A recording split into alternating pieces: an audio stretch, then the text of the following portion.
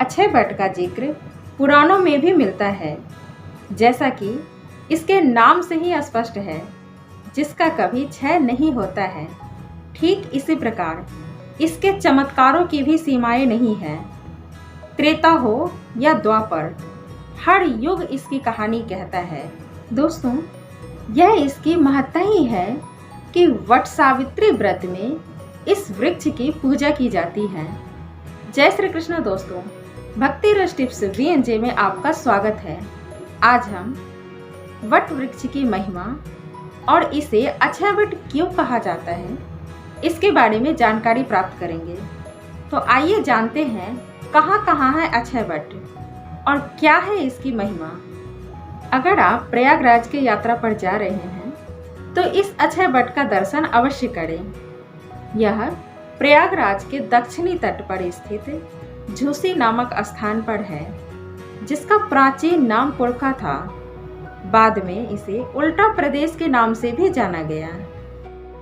एक प्राचीन कथा के अनुसार इस स्थान पर शिवजी से ऐसा शाप मिला था कि जो भी व्यक्ति इस जंगल में प्रवेश करेगा वह औरत बन जाएगा।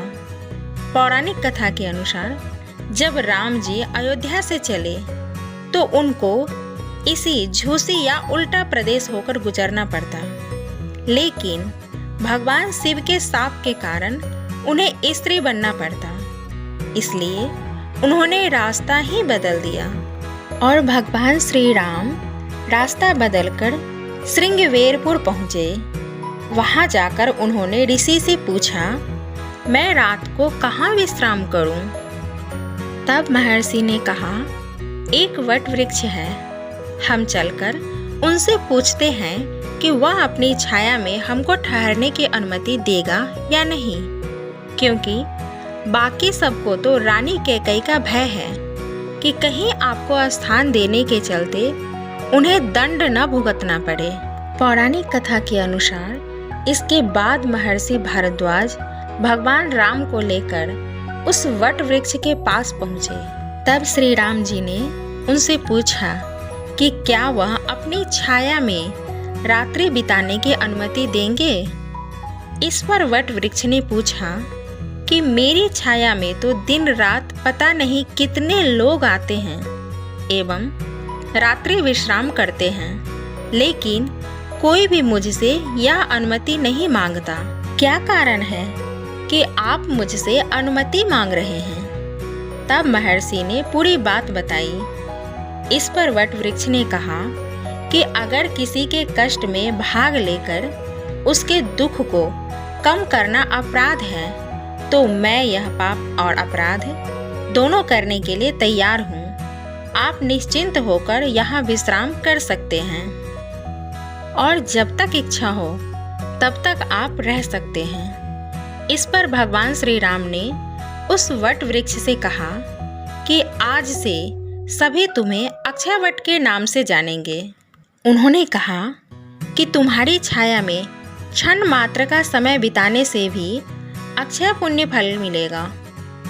कहा जाता है कि तभी से वट वृक्ष को अक्षय वट के नाम से जाना जाने लगा। एक और पौराणिक कथा के अनुसार वट वृक्ष के नीचे ही सुखदेव जी ने श्रीमद् भागवत कथा सुनाई थी। दोस्तों, मुजफ्फरनगर के मोरना में स्थापित अक्षय वट की महत्ता का इतिहास श्री व्यास पुत्र श्री सुखदेव मुनि महाराज से जुड़े हैं। शास्त्रों के अनुसार इसी स्थान पर और इसी वृक्ष के नीचे श्री सुखदेव जी ने हस्तिनापुर के तत्कालीन महाराज परीक्षित को श्रीमद् भागवत सुनाई थी। जैसा कि इसके नाम से ही स्पष्ट है, अक्षय वट यानी कि इसका कभी क्षय न हो।